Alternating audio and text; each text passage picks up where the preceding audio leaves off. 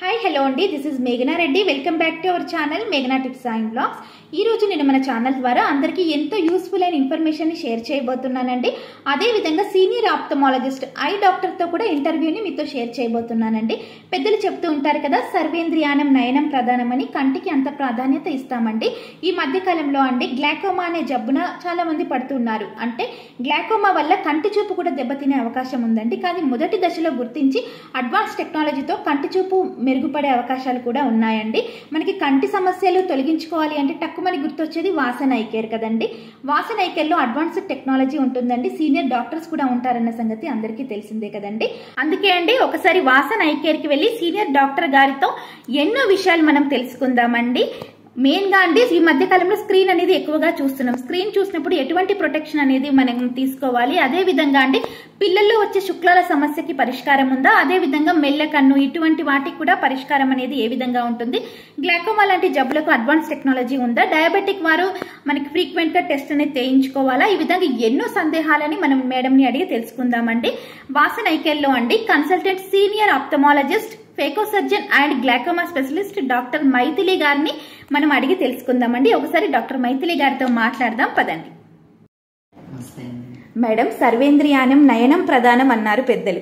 అటువంటి కంటికి గ్లాకోమా లాంటి భయంకరమైన జబ్బు వస్తుంది, కానీ కొంత మట్టికి అవేర్నెస్ ఉండట్లేదు మేడం. గ్లాకోమాని గుర్తించడం ఎలా, అది వస్తే ఇంకా మన టోటల్గా కళ్ళు అనేది పోతాయి అంటారు. దానికి ఒక్కసారి మీ మాటల్లో ట్రీట్మెంట్ గురించి.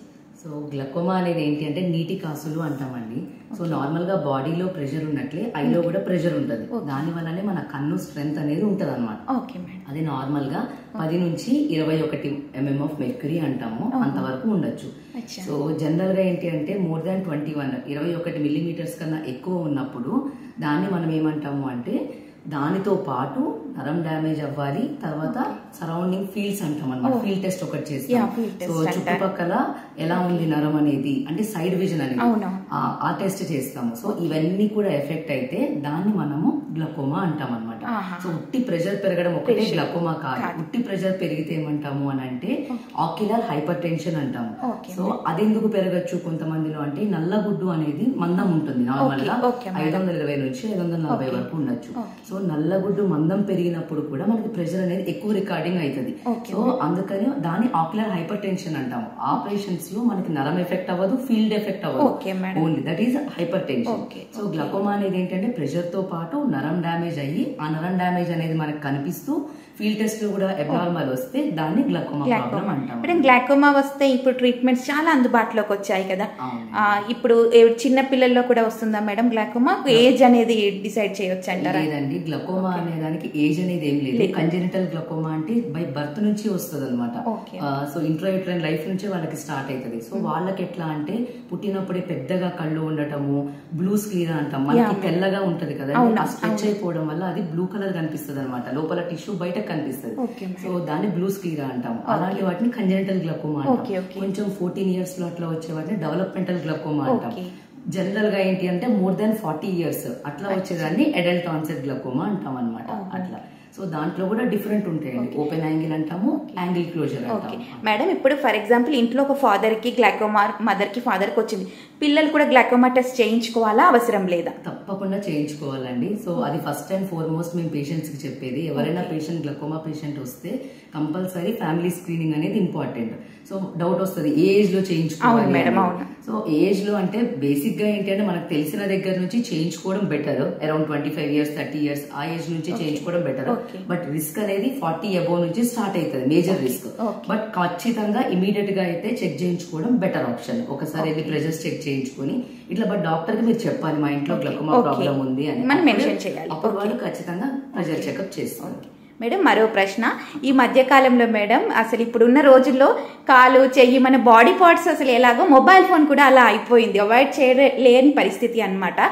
సో మొబైల్ ఫోన్ యూజ్ చేసేటప్పుడు ఎటువంటి జాగ్రత్తలు తీసుకోవాలి, మీరేం చెప్తారు ఒక ఐ స్పెషలిస్ట్ అంటే? మొబైల్ ఫోన్ అవాయిడ్ చేయడం ఫస్ట్ ఆప్షన్. అది కుదరదు కాబట్టి సో మేమేం చెప్తాము అంటే 20-20-20 రూల్ అనేది ఉంటది. సిస్టమ్ ఎవరైతే నార్మల్ మొబైల్ ఫోన్ అన్నా సిస్టమ్స్ అన్నా ఇవన్నీ ఒకటే కాబట్టి సో ఒక 20 minutes యూజ్ చేసిన తర్వాత ఒక 20 feet డిస్టెన్స్ లో ఒక 20 seconds అట్లా మనం అట్లా సో దట్ మనం ఏంటంటే ఐ బ్లింకింగ్ కానీ చేయాలి. సో దట్ అదర్వైజ్ ఏమైతుంది అని అంటే డ్రై ఐస్ వస్తాయి, డ్రై అయ్యే వల్ల ఏమైతుంది, పేషెంట్ ఇరిటేషన్, బర్నింగ్ సెన్సేషన్, ఈ ప్రాబ్లమ్స్ అన్ని వస్తాయి కాబట్టి అట్లీస్ట్ 20 minutes కి మనం చేయడం better option. If not possible at least half an hour కి ఒక 5 minutes ఐ క్లోజ్ చేయడము, లేకపోతే కొంచెం రెస్ట్ అనేది ఇవ్వాలి.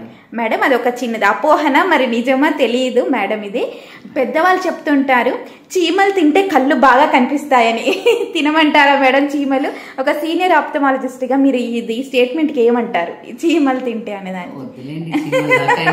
మనం జాగ్రత్తగా ఇట్లాంటి ప్రికాషన్స్, అది అపోహే అంటారా మేడం? చీమలు తిండి అప్పట్లో ఏదైనా ఉండేదేమో గానీ అంత అవసరం లేదు. బేసిక్ గా అప్పట్లో ఏమనే వాళ్ళంటే చీమలు దాంట్లో ఒక ఇది ఉంటుంది, ఒక మెటీరియల్ ఉంటుంది కెమికల్, అది ఐ ప్రొటెక్టివ్ గా యాంటీ ఆక్సిడెంట్ గా పనిచేస్తుంది అట్లానే వాళ్ళు. బట్ మనకి ఇప్పుడు చాలా మెడికేషన్స్ వచ్చినాయి అండి, సో అది అంత అవసరం లేదు. మనం జస్ట్ ఫుడ్ మోడిఫికేషన్ చేసుకుంటే సరిపోతుందండి. యాంటీ ఆక్సిడెంట్ రిచ్ ఫుడ్ తింటే సరిపోతుంది. మేడం డయాబెటిక్ పేషెంట్ లో కూడా చాలా మట్టికి కళ్ళు అనేది ఇబ్బంది పెడుతూ ఉంటాయి. డయాబెటిక్ ఉన్నవారు మనకి ఫ్రీక్వెంట్ గా టెస్ట్ అనేది అవసరమా? ఒక్కసారి డయాబెటిక్ పేషెంట్స్ గురించి. డయాబెటిక్ పేషెంట్స్ వాళ్ళకి ఏంటి అంటే జనరల్ గా మేము ఏం చెప్తామంటేనండి, డయాబెటిస్ డయాగ్నోస్ అయిన తర్వాత ఖచ్చితంగా ఒకసారి రెటినా చెకప్ అనేది ఇంపార్టెంట్. అండ్ డయాబెటిక్ పేషెంట్స్ కూడా గ్లకోమా రిస్క్ ఉంటుందండి, వాళ్ళకి రిస్క్ ఆఫ్ గ్లకోమా ఉంటుంది. సో ఒకసారి pressure checkup, retina checkup important. ఒకసారి రెటినా చెకప్ అయిన తర్వాత రెటినోపతి ఏం లేదు, డయాబెటిస్ వల్ల చేంజెస్ ఏం లేవు అంటే ఇయర్లీ వన్స్ చెక్ చేయించుకోవాలి. బట్ డయాబెటిస్ వల్ల చేంజెస్ ఉన్నాయి అంటే 6 months కి ఒకసారి మాత్రం కంపల్సరీ.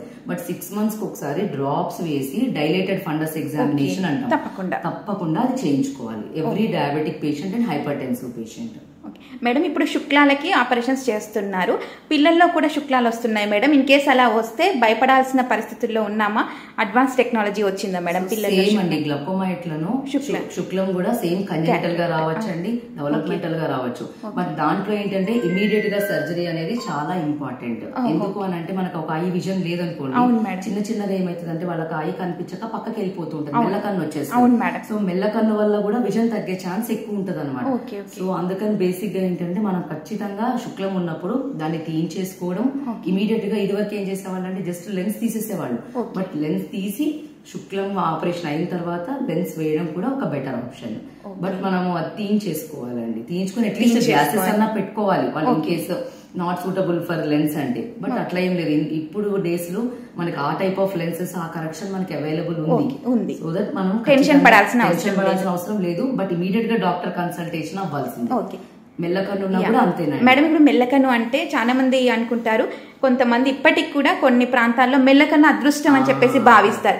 అలాంటి వాళ్ళకి మీరు ఇచ్చే సమాధానం ఏంటి మేడం? అదృష్టం కాదండి, అదొక టైప్ ఆఫ్ మనం మన ఫ్యూచర్ ని దురదృష్టం చేసుకున్నాం. Exactly madam. ఎందుకంటే ఆంబ్లియోపియా అంటాం.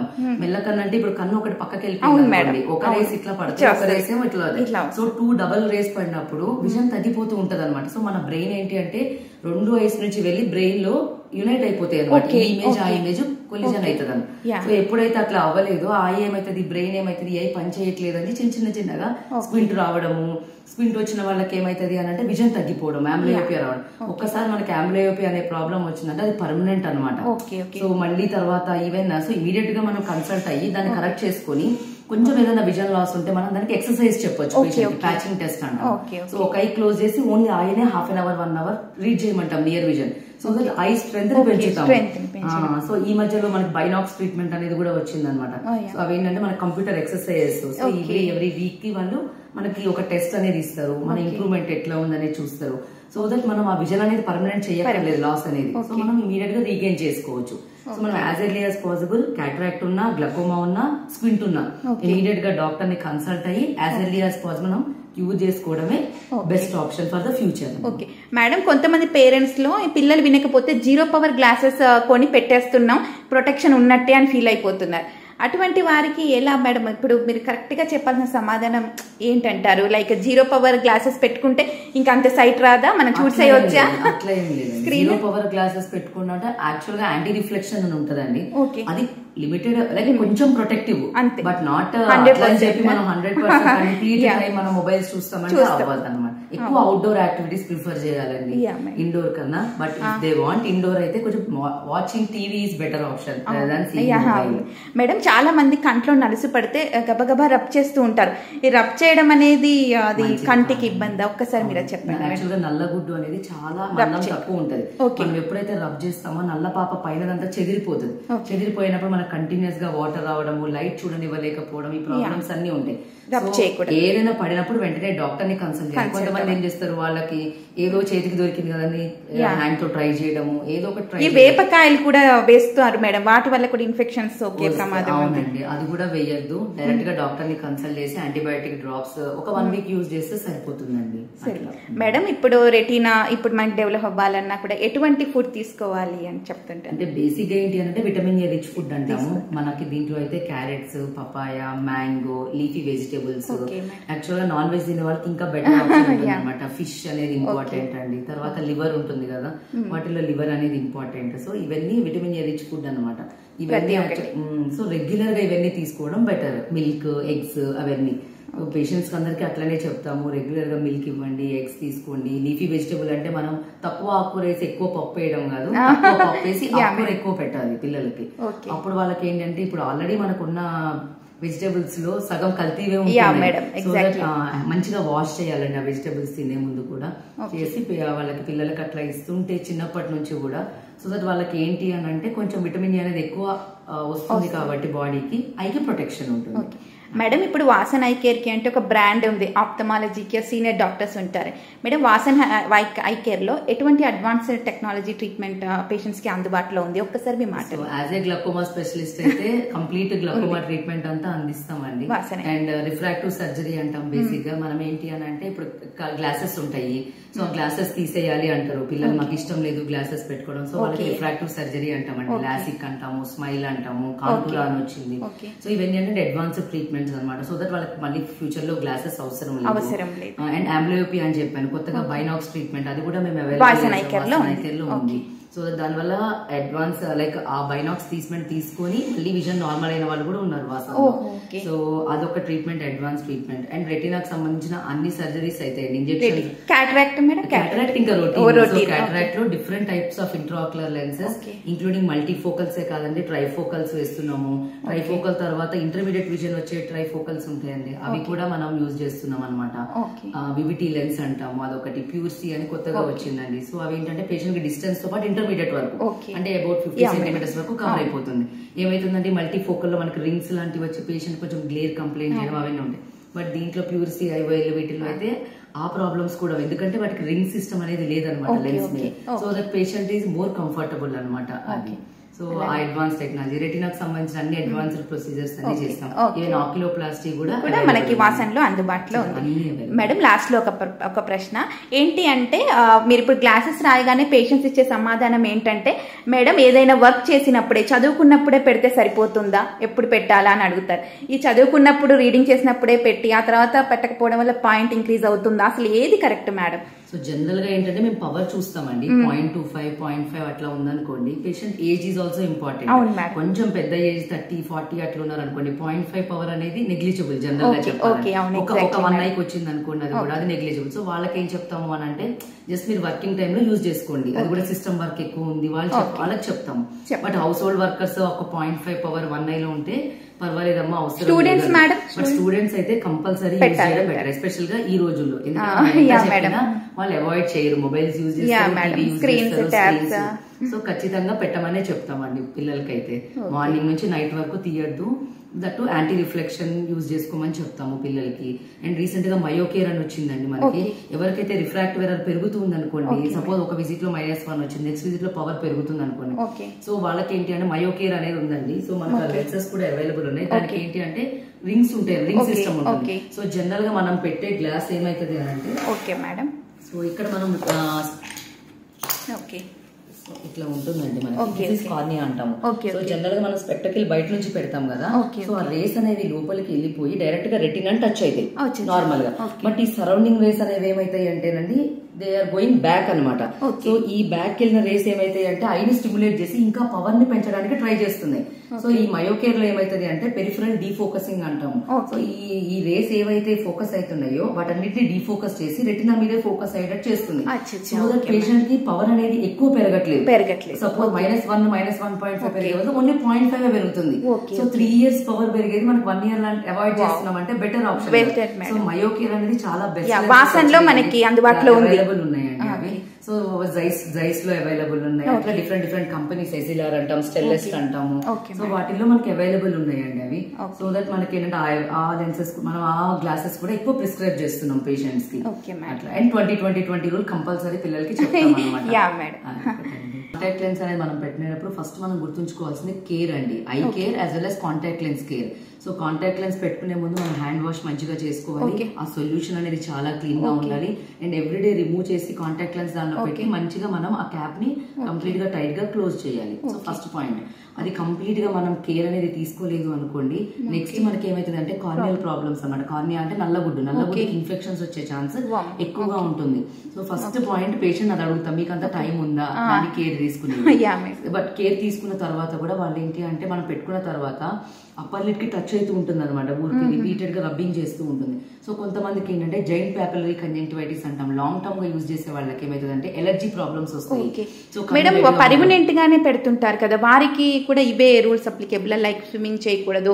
అవునండి, స్విమ్మింగ్ ఖచ్చితంగా బెటర్ టు అవాయిడ్ అనమాట స్విమ్మింగ్. అండ్ నైట్ టైం కూడా ఏంటంటే రిమూవ్ చేసి పడుకోవడం బెటర్ ఆప్షన్.